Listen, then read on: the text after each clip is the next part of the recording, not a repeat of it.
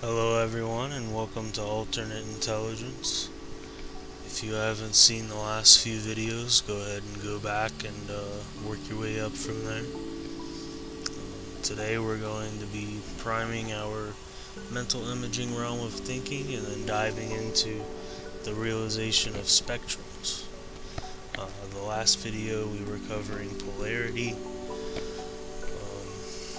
That definitely comes into key whenever we're talking about spectrum, because each side of the spectrum is a polarity.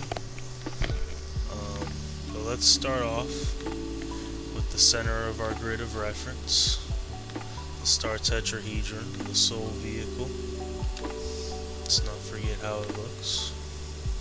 And let's dive right into that grid. And remember the sun on the right, the moon on the left, the air, the water, the fire, and the earth. And at the very center, the star tetrahedron.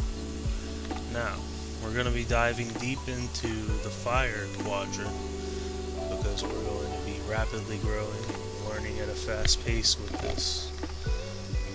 So make a space there within your subconscious realm of thinking.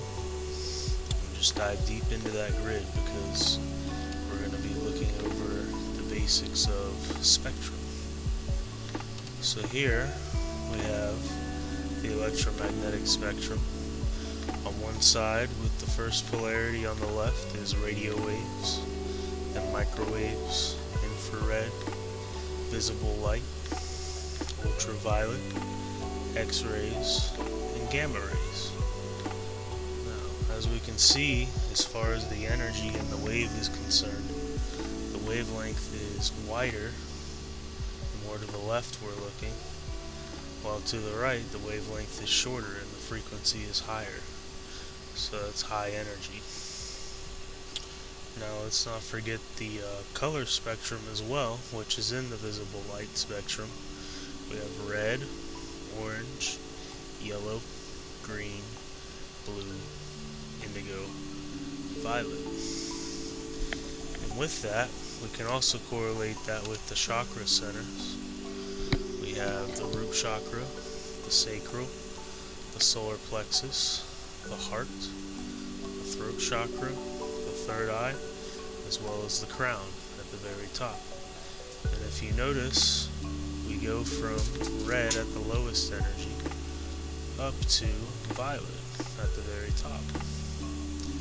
Now, going a little further in detail, we have light and dark and everything in between.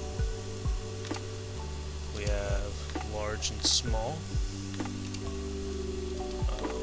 A regular number line even tells the story of spectrums. So at the center we have the point of equilibrium, the zero. And we have numbers that go into positive infinity, and we have numbers that go into negative infinity. Hard and soft, chaos and order, and that about sums it up. If we look at all these spectrums at the same time and really put into perspective how we can incorporate this into our grid of reference, it'll really do our minds a big service, because everything is a spectrum, from the non-physical all the way to the physical, from the air all the way to the water, from the fire all the way to the earth, and the equilibrium here in the center, the star tetrahedron.